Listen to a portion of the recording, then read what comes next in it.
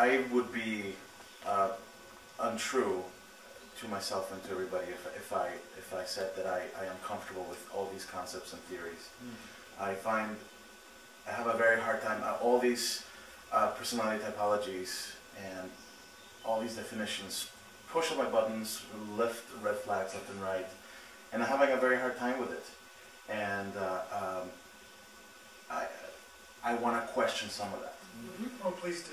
And the first thing is, you know, Stephen, when you came on, you said that you felt that these typologies, in some ways, you are born with. You have them within you.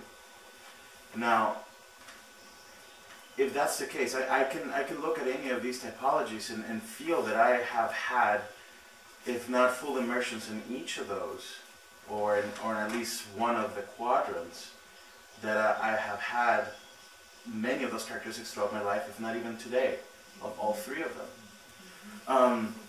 And then again, there's some aspects that in our assimilation of the concepts feel like they would be characteristics of a specific personality typology, but how do you know that those are not necessarily matters of taste or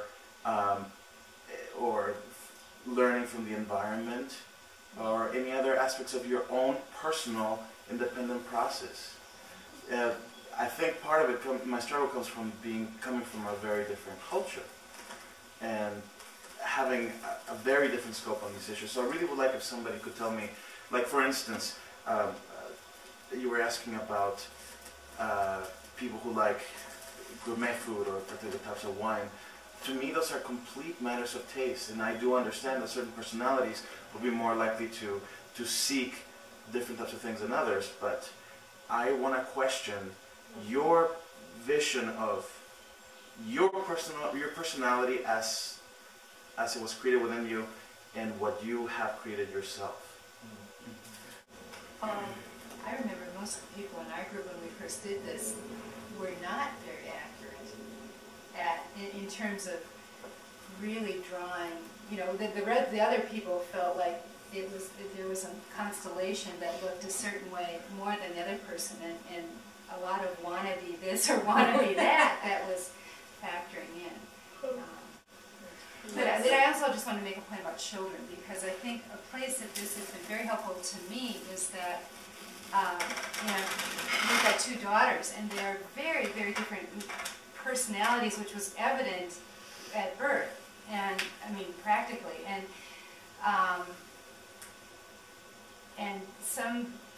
the kindergarten teacher said to us, who had both kids at different times, said, you know, I can't believe these children came from the same family. They're like apples and oranges. And then she said, no, they're more like fruits and trucks. That's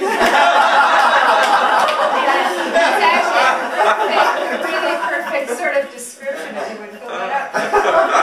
What this helped me to understand is literally that the world views can be quite different from these different home bases. And as appreciating that as a parent, and I would think as a teacher, anyone that works with children, just gives a whole richness to really what's there. And a helpful thing for me is to know, like you were saying, what my limits are, what my inability to understand something is, but that it's a very valid perspective to have. It's just really so different from how I approach the world. And that's been really useful, I think, in my own parenting and understanding.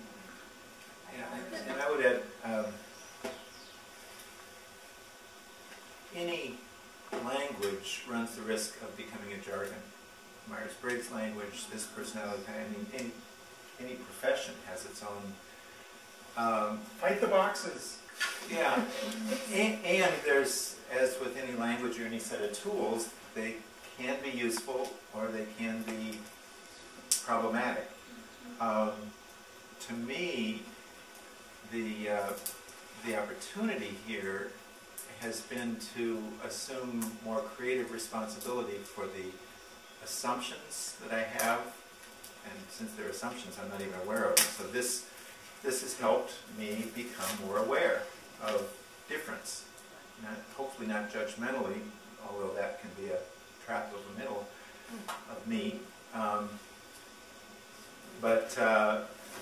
So more aware of the assumptions, and then more creatively responsible for choices that I want to make.